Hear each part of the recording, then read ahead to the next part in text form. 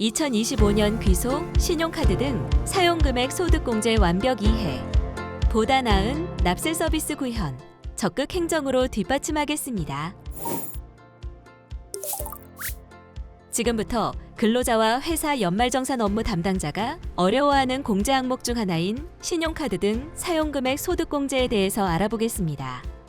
신용카드 등 사용금액 소득공제는 조세특례제한법 제126조에 2에 규정되어 있으며 법령 내용이 복잡하고 예외 규정이 많으므로 이번 안내자료를 통하여 신고 오류가 없는 정확한 연말정산이 이루어졌으면 합니다.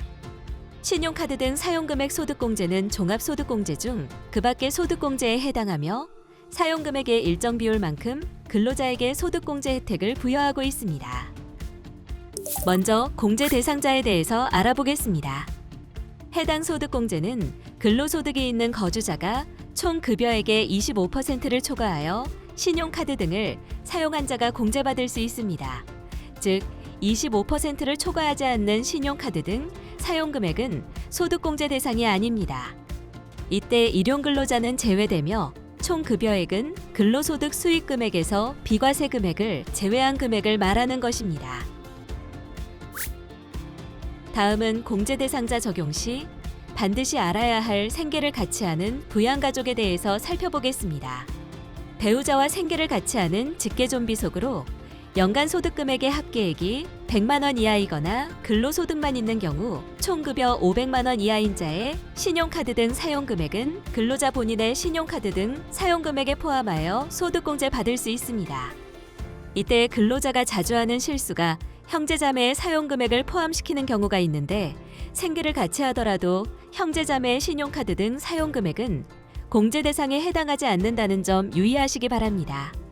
생계를 같이 하는지 여부의 판정은 해당 연도 과세기간 종료일, 즉 12월 31일 현재의 상황에 따르며 사망자는 사망일 전일의 상황에 따릅니다. 직계존속은 주거 형편상 별거하는 경우에도 생계를 같이 하는 것으로 보며 거주자 또는 동거가족이 취약, 질병의 요양, 근무상 또는 사업상의 형편으로 일시 퇴거한 경우에도 생계를 같이 하는 것으로 봅니다. 다음은 기타 유의사항에 대해서 알아보겠습니다. 가족카드는 대금 지급자, 즉 결제자 기준이 아니고 사용자 기준으로 사용금액을 판단합니다. 예를 들어 부인 명의로 발급받은 신용카드의 사용금액을 남편이 결제하더라도 남편이 공제받을 수는 없습니다. 맞벌이 부부의 경우 자녀가 사용한 신용카드 등 사용금액에 대해서는 자녀의 기본공제를 받은 자가 공제받을 수 있습니다. 즉, 남편이 아들에 대해 기본공제를 받은 경우 아들이 사용한 신용카드 등 사용금액은 남편이 소득공제 받아야 하며 아내가 소득공제 받을 수는 없습니다.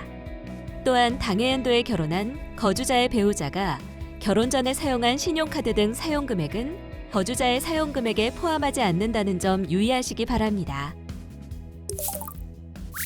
다음은 공제금액 산출을 위한 과정을 살펴보겠습니다. 신용카드 등 사용금액은 5가지로 구분할 수 있으며 총 급여액의 25%를 초과하여 사용한 경우에만 소득공제 혜택을 적용받을 수 있다는 점 다시 한번 말씀드립니다. 첫 번째로 신용카드 사용금액이 있고 공제율은 15%입니다. 두 번째로 현금 영수증, 직불 선불카드 등 사용금액은 30%의 공제율을 적용합니다. 제로페이 사용금액도 이 구간에 포함됩니다.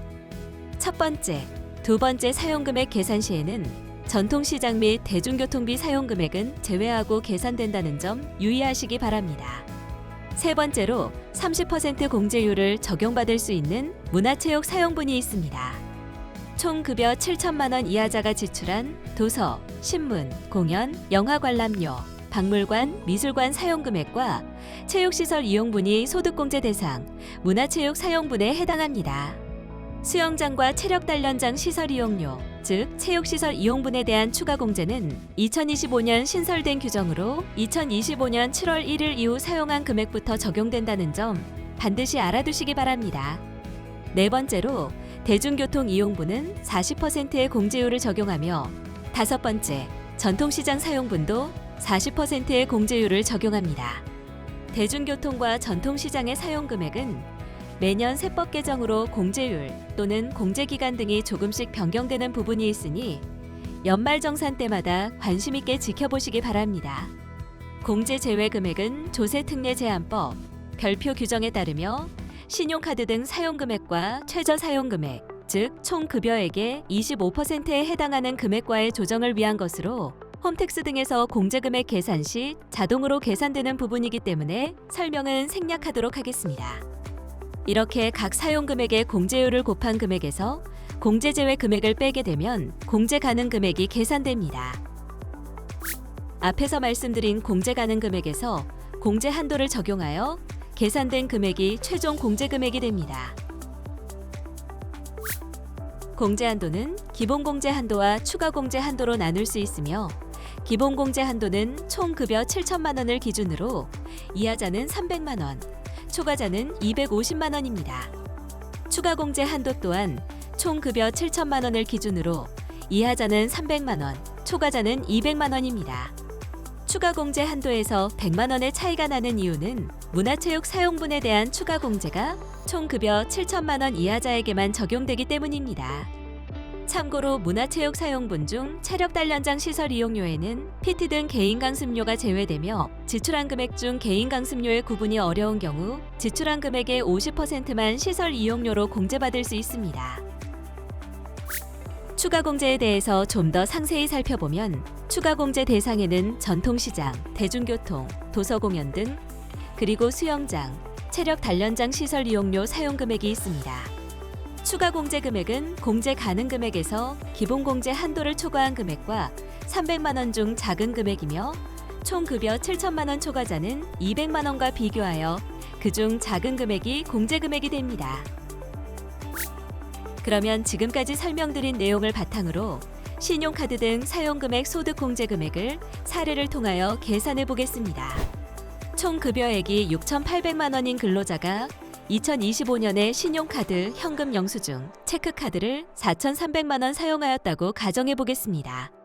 각 항목의 사용 금액에는 대중교통, 전통시장 등 추가 공제 대상 금액이 포함되어 있습니다. 우선 근로자의 신용카드 등 총 사용 금액은 4,300만 원으로 총 급여액의 25%인 1,700만 원을 초과하므로 해당 근로자는 신용카드 등 사용금액 소득공제가 가능합니다. 신용카드 총 사용금액 3,200만 원에서 대중교통 이용액 200만 원을 뺀 3천만 원에 공제율 15%를 곱하면 공제 가능 금액은 450만 원이 계산됩니다. 현금 영수증 등 사용금액 800만 원에서 전통시장 사용금액 300만 원을 뺀 500만 원과 체크카드 사용금액 300만 원에서 도서공연 이용금액 50만 원과 수영장 이용료 50만 원을 뺀 200만 원에 공제율 30%를 곱하면 공제 가능 금액 210만 원이 계산되며 체크카드 사용 금액 중 도서공연 등으로 사용한 금액과 수영장 이용료 사용 금액을 합하면 100만 원이며 공제율 30%를 곱하면 공제 가능 금액은 30만 원이 되며 대중교통 사용분 200만 원과 전통시장 사용분 300만 원에 공제율 40%를 곱하면 공제 가능 금액은 각각 120만 원과 80만 원이 계산됩니다. 이렇게 각 항목별로 계산된 금액을 합하게 되면 890만 원이고 여기에서 조세특례제한법 별표 규정에 따른 공제 제외 금액 255만 원을 빼게 되면 총 공제 가능 금액은 635만 원입니다.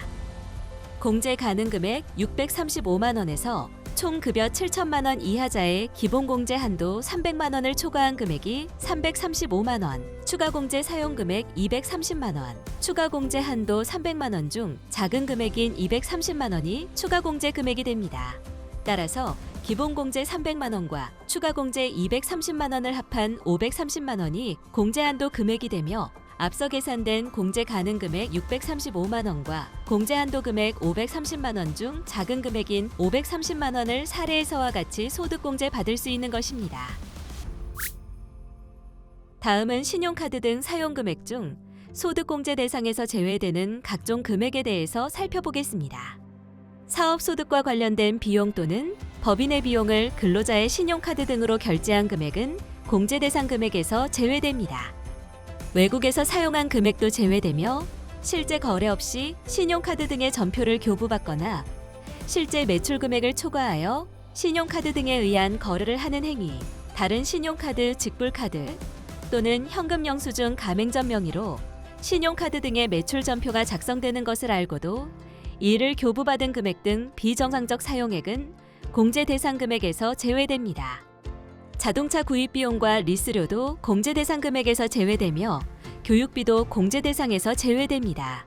단, 취약전 아동의 일부 학원비 등은 공제 가능합니다. 상품권 등 유가증권 구입비도 제외되며 국세, 지방세, 전기료, 수도료 등 공과금도 공제 대상이 아닙니다. 국민건강보험법, 고용보험법 등에 따라 부담하는 보험료, 국민연금법에 의한 연금보험료, 각종 생명보험 손해보험 계약에 따라 납부한 보험료 또는 공제료도 공제 대상에서 제외되며 취득세 또는 등록면허세가 부과되는 재산의 구입 비용도 마찬가지입니다. 국가 지방자치단체, 지방자치단체 조합에 지급하는 사용료, 수수료도 공제 대상에서 제외되며 차입금 이자 상환액, 증권거래 수수료 등 각종 금융보험 용역과 관련된 수수료도 제외됩니다. 가상자산의 매도, 매수, 교환 등에 따른 수수료와 정치자금 기부금, 고향사랑 기부금 등 각종 기부금도 공제 대상에서 제외되며 월세액 세액공제와 신용카드 등 사용금액 소득공제는 중복 적용이 안 됩니다. 월세액 세액공제를 받은 금액을 다시 신용카드 등 사용금액 소득공제 받을 수는 없습니다. 면세점에서 물품을 구입한 비용도 마찬가지로 공제 대상에서 제외됩니다. 마지막으로 신용카드 등 사용금액 소득공제와 특별 세액공제와의 중복 적용 여부에 대해서 알아보겠습니다. 신용카드 등으로 결제한 의료비는 의료비 세액공제와 신용카드 공제 모두 공제받을 수 있습니다. 보장성 보험료를 신용카드로 결제한 경우에는 보험료 세액공제는 가능하나 신용카드 공제는 불가합니다. 학원비를 신용카드로 결제한 경우 취약전 아동의 학원 및 체육시설 등의 이용료는 중복공제가 가능하나 그 외의 경우에는 신용카드 공제만 가능하고 교육비 세액공제는 불가합니다. 교복구입비는 교육비, 신용카드 둘 다 공제 가능합니다. 각종 기부금을 신용카드로 결제한 경우에는 기부금 세액공제는 가능하나 신용카드 공제는 불가합니다. 지금까지 연말정산 공제 항목 중 신용카드 등 사용금액 소득공제에 대해서 살펴보았습니다. 본 동영상이 납세자 여러분의 연말정산에 많은 도움이 되었으면 합니다. 감사합니다.